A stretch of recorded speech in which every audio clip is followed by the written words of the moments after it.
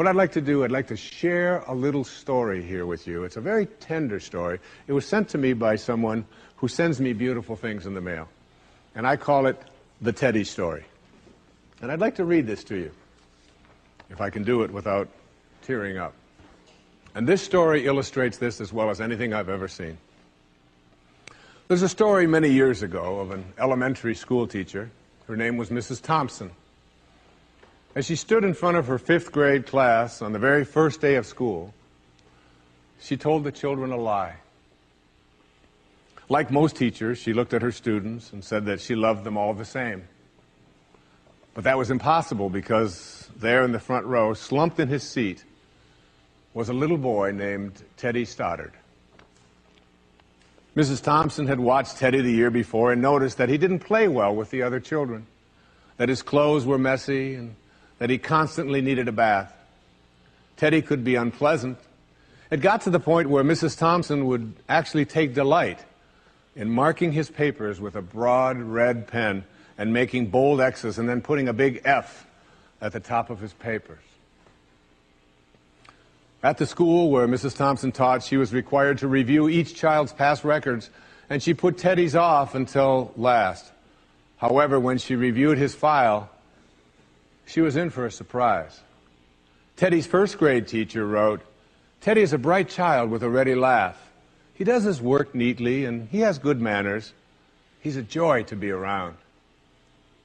His 2nd grade teacher wrote, "Teddy's an excellent student, well liked by his classmates. But he's troubled because his mother has a terminal illness and life at home must be a struggle." His 3rd grade teacher wrote, "His mother's death has been hard on him. He tries to do his best, but his father doesn't show much interest, and his home life will soon affect him if steps aren't taken." Teddy's 4th grade teacher wrote, "Teddy's withdrawn and doesn't show up much interest in school. He doesn't have many friends, and sometimes he even sleeps in class." By now, Mrs. Thompson realized the problem, and she was ashamed of herself. She felt even worse when her students brought her Christmas presents wrapped in beautiful ribbons and bright paper, except for Teddy's. His present was clumsily wrapped in heavy brown paper that he got from the grocery bag. Mrs. Thompson took pains to open it in the middle of the other presents. Some of the children started to laugh when she found a rhinestone bracelet with some of the stones missing and a bottle that was 1/4 full of perfume.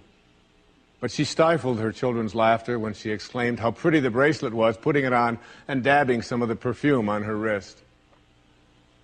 Teddy Stoddard stayed after school that day just long enough to say, "Mrs. Thompson, today you smell just like my mom used to." After the children left, she cried for at least an hour. On the very day, she quit teaching reading, writing, and arithmetic, and instead, she began to teach children. Mrs. Thompson paid particular attention to Teddy. As she worked with him and his mind seemed to come alive, the more she encouraged him, the faster he responded. By the end of the year, Teddy had become one of the smartest children in the class, and despite her lie, became one of her teacher's pets. A year later, she found a note under the door from Teddy telling her that she was still the best teacher he ever had in his whole life. 6 years went by before she got another note from Teddy. He then wrote that he had finished high school 3rd in his class, and she was still the best teacher he ever had in his whole life. 4 years after that, she got another letter saying that while things had been tough at times, he stayed in school and stuck with it, and would soon graduate from college with the highest of honors. He assured Mrs. Thompson that she was still the very best and favorite teacher he ever had in his whole life. Then 4 more years passed, and yet another letter came. This time he explained that after he got his bachelor's degree, he decided to go a little further. The letter explained that she was still the best and favorite teacher he ever had, but now his name was a little longer. The letter was signed Theodore F. Stoddard, M.D. But the story doesn't end there. You see, there was yet another letter that spring. Teddy said he'd met this girl and was going to be married. He explained that his father had died a couple of years ago, and he was wondering if Mrs. Thompson might agree to sit in the place at the wedding that was usually reserved for the mother of the groom. Of course, Mrs. Thompson did, and guess what? She wore that bracelet, the one with the several rhinestones missing, and she made sure she was wearing the perfume that Teddy remembered his mother wearing on their last Christmas together.